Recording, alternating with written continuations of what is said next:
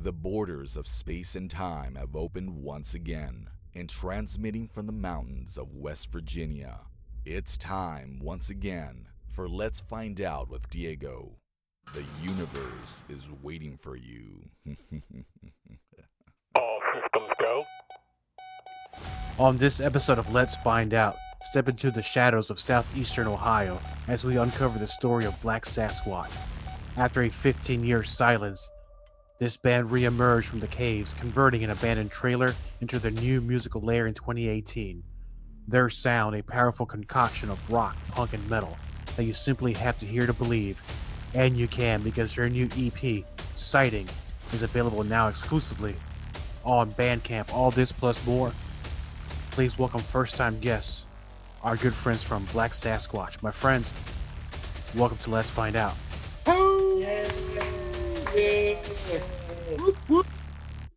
How's it going? Here? Oh, I'm good. I'm even more excited at the fact that when I was talking in the intro about the abandoned trailer as your new musical lair, but doggone it, man, we're here now. Yep. You should have seen it when it first came in this place. There was like dead birds everywhere inside and trash piled to the ceiling. Dude. There's no running water. But you should see it now. Yeah. It's like you would never know it was ever like that. It's awesome now. Basically, I had to take shovels and shovel everything out, and we set up our practice studio in here and took it over. Well, let me ask this question then. How did you even run into this trailer? Were you out there squatching, or Came up, the people that lived here got evicted for some reason, and the bank took it back over, and it came up like for sale, but it was totally abandoned and destroyed. It was terrible. And then our bass player was looking for somewhere to have a practice, so he bought it really cheap. How much was it? 19 grand. 19 grand for the property and the trailer, and it has a bomb shelter, tornado shelter too, and a garage. So that's a good deal. I think so. I mean, in today's market, you could probably flip that and make some pretty good money. But we need it. We need you guys to create more music. So it's the perfect lair for Black Sasquatch. And before we begin, for both of you who are going to be in the interview, could you introduce yourselves and what is that you do in the band? I'm Bub. I'm lead vocals. I used to play guitar. I'm Patrick. I'm the drummer. Ted, I do play guitar now that Bub can't. And the other Ted, I play bass. We got two Teds in the band. One's bass, one's guitar.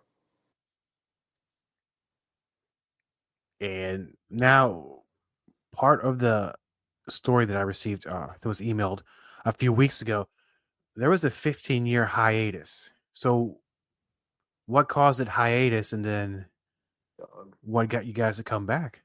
Is this like a inside thing? Was there infighting? What was going on? I don't know.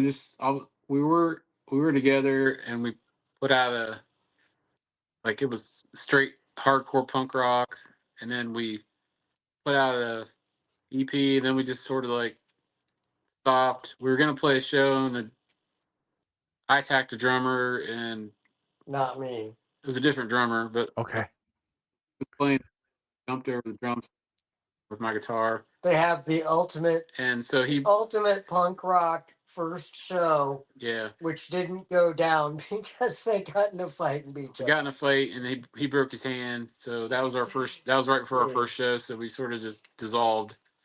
Sex Pistols got nothing on that. So that was going to be our first show, and we just quit. And then once Ted found this trailer, we started to say that we might get back together. It's like, I had been gone for years, and then I ended up moving back. yeah, finding the drummer's the hardest part. So he came back as the drummer. So we cleaned this trailer up and set up a record or a practice area and went from there. And so, what was it like getting back together and recording after this long break? Well, we did the first one EP ourselves. Yeah, we just kind of started playing. We didn't really talk or think about what it was. And, it was like, hey, let's pick up some of the old songs, and start goofing around, and then started coming up with stuff. Came up with wild hogs, and then we came up Yeah. with looking for a Bigfoot. Yeah. The first thing we did was record the God's cover of Mississippi, Yeah. and that's pretty much what got it rolling on that first one. It was kind of at first. It It was was just kind of fun. We just started Yeah. having fun, and like all this stuff popped out. because once you play music and learn music, it's for a lifetime. Just temporary. Once you do an instrument, so it was kind of like getting the band back together and having those feelings of playing music again is fun. But we picked the worst possible time because it was right during the pandemic. So all the bars and places were shut down. Everybody's wearing masks. It's hard to get shows. But that's right when we started again. It was right during the pandemic. Yeah, that's bad. It's interesting because a lot of these times we're talking about the pandemic in 2020. A lot of people just pretty stay at home. If what they did is they probably just reinvented themselves. Some became authors, some became podcasters, like raising my hand here. And sometimes it was the best. It was actually the worst of times. There's nothing best about it, but a lot of great things came out of it. Here we go with Black Sasquatch, and which gets me to this question: where did the idea of the name come from? Have any of you had any Sasquatch sightings, any Bigfoot stories, or somebody that has? Um, well, we all like Black Sabbath for the name, so we just sort of ripped off that for the name. I was on the Bigfoot show, Animal Planet, finding Bigfoot. I was on one of the episodes where they were at Salt Fork State Park in Ohio, and I had the speaking role and everything. So I was really into Bigfoot stuff back then. I met Bobo,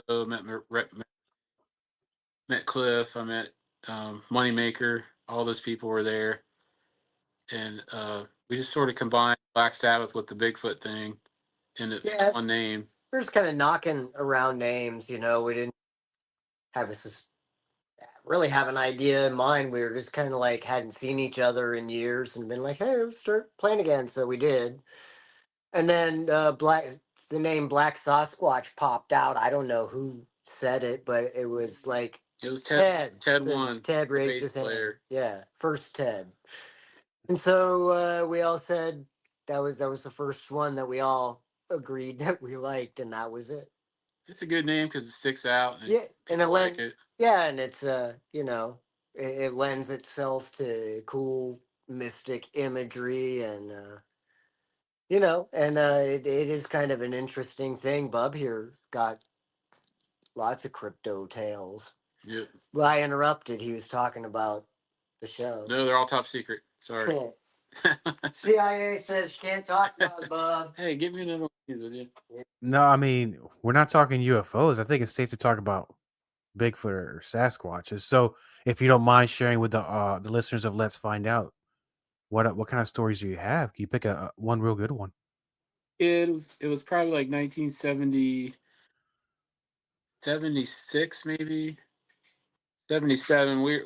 Our whole family was part of the Mormon church, and we were at a a bonfire outside, barbecue picnic kind of thing for the church. We were Mormon back then, and they it was nighttime, and all of a sudden we saw a huge light in the sky come over us, and the light in the sky ends up going into the woods, and it goes on the ground in the woods, and so everybody starts running towards this light, and we all had flashlights trying to see what it was, and the best thing I can how the scene looked was that scene from E.T. when they're in the lights with when they're in the woods with the flashlights, running towards trying to get ET.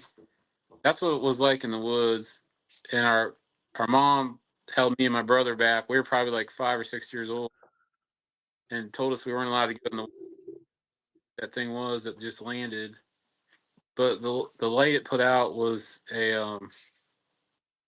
was a different kind of light. It wasn't a regular white light. It was like a glowing like kind of light. I can't explain it the way it looked. It wasn't normal, and it lit up like the whole woods. so that the light was going out from the trees. So you saw like lights coming out from behind the trees where this thing was, and where it landed. So it was like a UFO sighting. It was a UFO lighting, is what it was. But nobody talked about it because it was the 70s. But a lot of people saw it, but no one talked about it back then. But that was my first sighting. And that was when we were just kids. But it was crazy. It was like, um, I don't know. And that was in Zanesville, Ohio, where this all happened. That was my first one. And how were you contacted by that television show? How did they find out about your stories? Um, I they were coming to town. They were coming to Ohio, and it was in the newspaper. I used to work at the newspaper, and I saw the article for it. It was like maybe a couple inches long. It was real small, and I said, "Oh, I'll go try it for that." So me and my brother went, and of course, in that day there was an ice storm. We could barely get there to go film the show, but we made it, and the producers were all walking around, and they're like, "Does anybody here want to talk?" And a couple people raised their hand. It's like, "Yeah, I'll talk." So I raised my hand too. So it was really cool seeing a television set. Production people were there from Discovery Channel and everything else, and Animal Planet. I mean, not Discovery. Yeah, it was on Animal Planet. And what year did that episode play? So I'm gonna go look back and I'm gonna try to find you. Fine, man, because it was a secret episode. It was called Secrets of the Search, and it was for Salt Fork State Park. Was it Salt Fork? Was it that Deer Valley? Deer. Well, that's where they filmed it. It was for Salt Fork State Park. It wasn't the first time they went to Salt Fork. It was the second time they came back to Salt Fork. And Salt Fork is the largest state park in Ohio, and it has the most Bigfoot sightings out of any state park in the state. And the most sightings in Ohio are at Salt Fork State Park. So we went out there a couple times to Salt Fork, and we found tracks on the ground, and we tried to do the plaster thing, put plaster in them and stuff, and we got rocks thrown at us one time. We saw I don't know what it was, but I took pictures of this thing that showed up onto my camera that wasn't there when I took the photos. And there's all kinds of crazy stuff going on in the state park. I don't know what it is, but it's like you go out in the woods, you feel like something's watching you the whole time. There's X's in the trees. There's all these trees that are torn down with the roots ripped out, and they're formed in X's, like they want you not to go in these parts that we found, and that's where the tracks were. And like it's real quiet when you get out there. There's no sound. There's no other animals around either. It's weird. Like you don't hear any birds. You don't hear anything when you go to these one parts. So I don't know what's going on, but that's where the that's where the Bigfoots are. And would you ever go back? And I told myself I wouldn't go back, but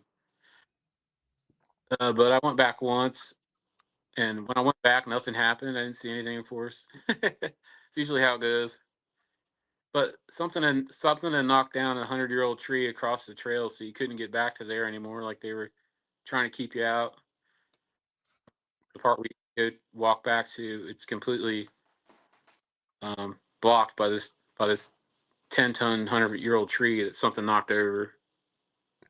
Wow, because sometimes I know that there's reports of tree structures in these forests in the woods, and I think the way you're describing is how they had it formed. It's basically a warning sign, like you said, don't come in here. Yeah, it was three trees, three full-size trees with three other full-size trees on top of each other, forming an X.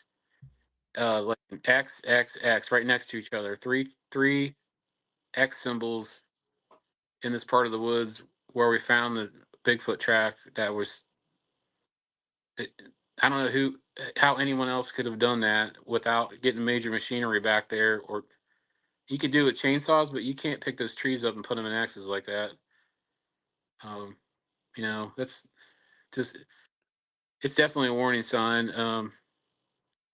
And when we were there, all of a sudden these people showed up on horseback out of nowhere, um, and were trying to talk to us, and we didn't want to talk to them, and they acted really like strange, like they were trying to speak English, but they couldn't speak English. I don't know what was going on, man. It was weird. Like they were the weirdest people I've ever seen.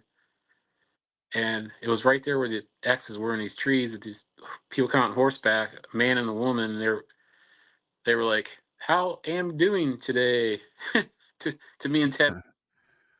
And they're like, yeah, hey, how's it going? And we're just out here Bigfooting. And they're like, oh, great. Oh, yeah, you know, you go to this part, woods, ride horse. Like they were trying to talk like they were trying to speak English. I don't know what was going on. But we got the hell out of there. No, that's more than warning signs right there. Out of nowhere, people riding a horseback, striking a conversation in the middle of the woods. You know, I wouldn't go back either. But let's go back to the band. Let's talk about Black Sasquatch, and with the type of music that you play, with this unique blend of rock, punk, and metal. What were some of the specific influences that went into the ingredients of the band? Everybody's got their own. Yeah, we're all different, so. Well, sometimes I think of, I try to channel Bunny Carlos Cheap Trick, the mighty drummer. He's a huge Queen fan. He likes Queen a lot, the drummer. Yeah. So I like to go for epic roles and stuff like that. That kind of takes it out of punk a little bit. We like to write different kinds of songs. We like all kinds of different stuff. We all like Black Sabbath. Yeah. And, you know, I like and just kind of like a lot of 70s classic rock bands like that, Zeppelin and that sort of thing. I like Ronnie James Dio, Black Yeah. Sabbath, Metallica, the band from around here called Gods. They were really big in the 70s. They toured with Kiss. I like old Kiss.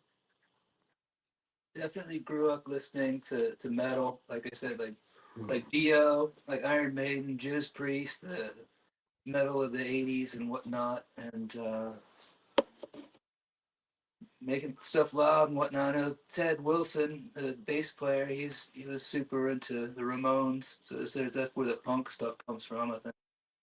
Yeah. We saw the Ramones. They were great. And I like a lot of bands that have quirky songwriting. Like I'm a huge fan of the Kinks. Like not just the '60s stuff, but all through up into the '70s, '80s, and '90s. And they're like they have all kinds of weird like little bridges and things they throw in, and I like songwriting stuff like that too. Yeah, and on this latest EP, Check out the Kinks. on this latest EP, the sighting, we let every band member write their own song, which a lot of people don't know. So that's why every song's different. If you listen to it, like Temple and Wizard, we all kind of all wrote that together, but I wrote most of it. Ohio Bomb Train, Ted on bass wrote that. Giants of Enoch, Patrick on drums wrote that.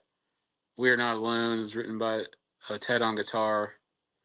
So every song's different, but it's like when you're creating music, it's good to have different influences and different sounds on your album. It's not all the same. This new EP is like it's the next level up. I think we did everybody did a good job. Studio guy, everybody, Deadmon. Yeah. I really like this new a lot. Yeah, we're pretty excited about it. It's pretty cool. It's a good sounding EP. It's really hard to get a good sound unless you know what you're doing when you're a local band, try to get good mixes on stuff. We found a good guy produces it at Dead Man Studios. He's pretty good here in Ohio, Hanover. And you mentioned some of the titles of the songs. There's two that come in mind. I was actually listening to them before we began recording this episode. One that comes to mind is Giants of Enoch. And I'm watching the video. I'm highly entertained. I like the song, of course. And there's some footage on that video that had I been a little bit older in the 80s, you probably would have seen me in that parking lot. But it was a heavy metal parking lot. Was that like was that a documentary? Was that at a Judas Priest concert? Or was it? Judas Priest concert out in Jersey. I had seen Priest on that same tour in Dayton, Ohio, probably, a few stops away from it, little kid in middle school. Or, no, actually, I think it was in high school. But I was there. I would have been among those people. I would have been right there in the crowd, hanging out with them. And I just felt like there was something fun about that time. I think a lot of things about rock and roll. Sometimes when we take ourselves a little bit too seriously, we take the fun out of it. It's nothing like going to a concert and just ripping it up and having a good time.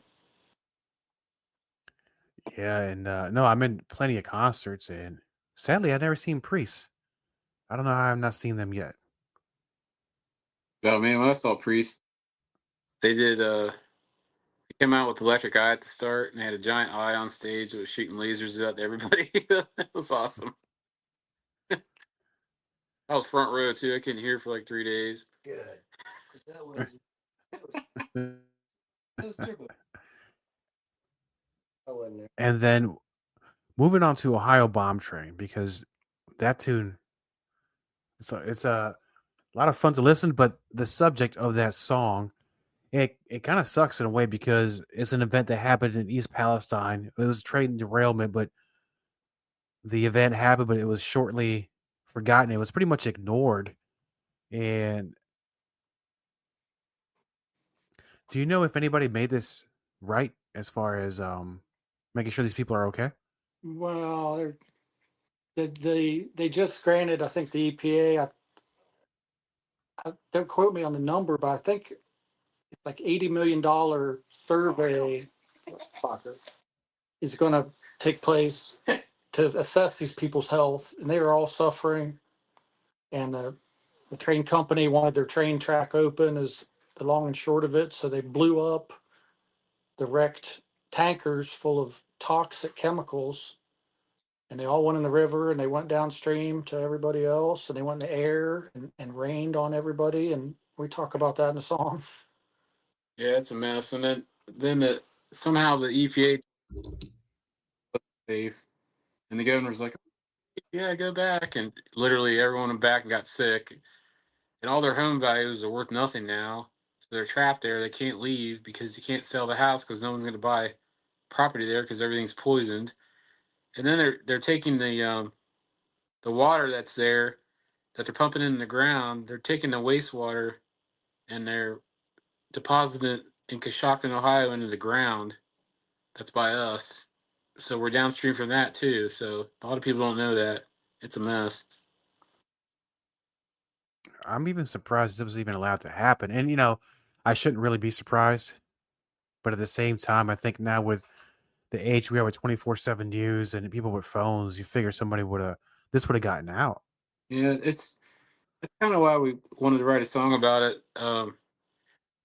Just to draw attention to it more because it's going to happen again. These train companies are putting money before safety. They've cut all their safety budgets. They've cut the staff that's supposed to be watching things like this on the train. They've got it down to the bare minimum amount of people to be on the train at once to run it, and they're making them stick to these 24-hour schedules that are just unsafe.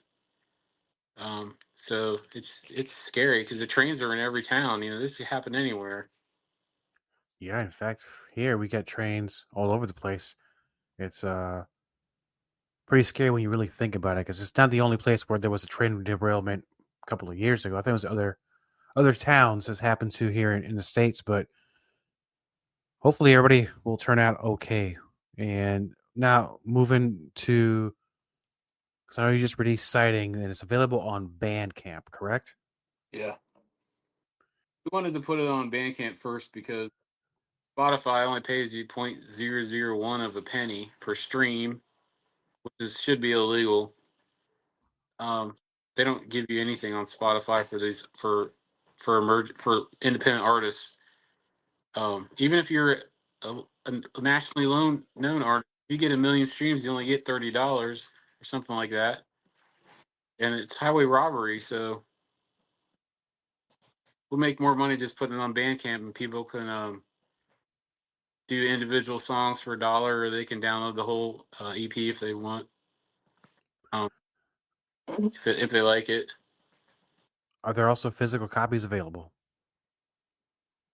Yeah, we have physical copies at shows with us that we have for sale. We'll send you a physical copy can- off Bandcamp if that's what you. Yeah, think. if you want a physical one, we can ship one off too. We sold a couple actually. It's it's a pretty good EP. I like the cover because it's got that Bigfoot on the front. You know, like it's pretty cool. Hey, go grab one and show them. And yes, I'll go. Just how long ago was Sighting released? Not that long ago, right? Well, like last month. But we have a show coming up with the Gods in Zanesville, Ohio, that we're going to make it the official release party. Awesome. And now, because I know that, as I said, the EP just came out, and you're going to have this show coming up as an official release party. What are the future plans for Black Sasquatch? Burn, blow up, die. I don't know. Rock and roll. Get abducted by Bigfoots, maybe. We've got a couple more gigs this year, and then we usually take a break in the winter time.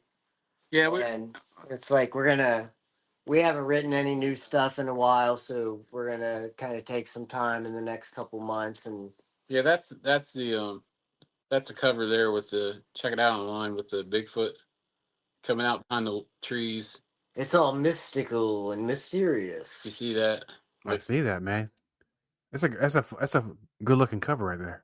Yeah, it stands out. That's what I like about it. Ted 2 laid all that out and did all the artwork in collaboration with New Earth Records. And I was the art director. There's the back, all of us. He's the video meister as well. We did for our photos on the back, like we're using trail cams at night.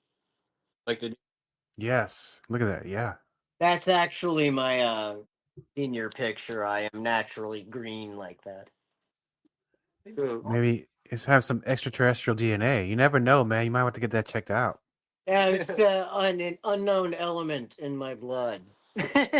No, we got a big event coming up called the Buckeye Beard Battle. Also, we're sponsored by hempwizard.net. He's a beard company in Florida that does hemp, makes beard oil out of hemp.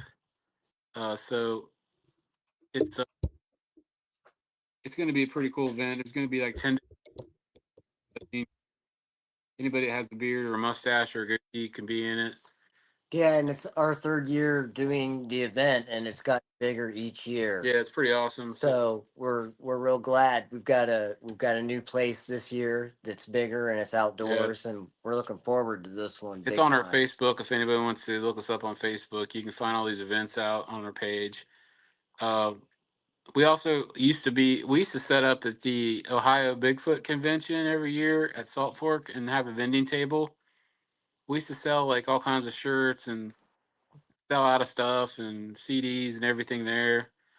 It was pretty awesome. We got to see all the people coming in and talking at the events and stuff, and we'd ask them questions and things and get to see all the Bigfoot prints they'd bring in. It was really cool. Talk to all the doctors and stuff, the guests that would be there, and it's a great time. But we had to quit doing that because we worked it up and work everything, and we're taking a break from it. But And now for the listeners of Let's Find Out, I know you mentioned your Facebook account. It can also find you on Bandcamp.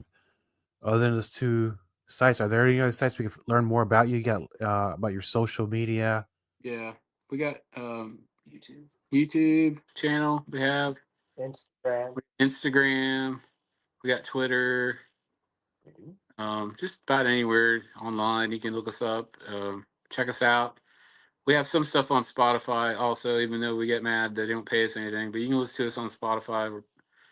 We're on there. Just about anywhere. Yeah. Apple Music, Amazon Music, Or iHeart. just about anywhere you can find us. Just Google it. Awesome, man. You don't worry about that Spotify thing. They don't pay me either, brother. Okay. So Everybody a penny. I mean, I think I heard about some kind of thing going through Congress where they're trying to pass it that Spotify has to pay you at least a penny per stream. I don't know if it's gonna go through or not, but this is like robbery, 0.001 of a penny. Come on. yeah, I think you're not the only one that are having issues with this. I think that's why I believe physical media is coming back, because I think the bands they deserve to make the money, because I mean, they're the one practicing, they're the one putting the stuff out there, they're touring, and to just give them a 0.25% of a penny, I mean, that's just like you said, highway robbery, brother. Yeah, it's somehow they get away with it. I think the only artist that talked about it was Taylor Swift when she pulled all her music off Sure, there. highway robbers will leave you with gas in your tank. Yeah, I think Yeah. she was threatening to pull all her music off there unless they paid her the right amount, and I think she won. So they worked something out, but I don't know. It's just crazy. Good for her. I'm glad she's getting paid. Yeah. Well, gentlemen, it's been great having you on the show, and for a first-time listener of Black Sasquatch, so I'm gonna check these guys out. Can you name a song? There'll be it's like a good gateway drug to Black Sasquatch. If they like acoustic songs, it would be "Ode to the Grassman." Because in Ohio we have the Grassman. That's what they call Bigfoot. That's a good acoustic intro song. If someone likes lighter, like campfire songs or cowboy songs like that, if they don't like hard rock, um, that'd be a good one to start off with. If they like doom metal, they could listen to our song Temple, which is pretty Temple is pretty doomy and rocking hard. Yeah. And I believe is like that's a good one. Mm. You'll hear Yeah, all kinds of different levels. I believe's about believing in Bigfoot, so that'd be good for your audience to listen to too. That's a pretty good one. And Wild Hogs. I think that's a great side one, cut one, first record. Yeah. Wild Hogs. Looking for a Bigfoot. And then Yeah, of course, our looking classic for Bigfoot. our classic song "Looking for a Bigfoot," like our number one, like sort of Dr. Demento style Our song. number one worldwide hit. Number one with a bullet, as Casey Kasem would say. But gentlemen, thank you so much for being on the show. And I know it's too soon to say anything, but when the next record comes out, I'd love to have you back, man. We'll talk about it some more, and we'll play some songs from that one. Sure, right on. Sure, no Thank problem. you. Thank you. Thank you, gentlemen. From the EP Sighting, available exclusively on Bandcamp and hailing from southeastern Ohio, this is Black Sasquatch with Giants of Enoch on Let's Find Out with Diego right now. Legends of giants, tales of dragon kings. These are mythology. We're the real thing. We are not immortal. We can be slain. We are merely sons of man.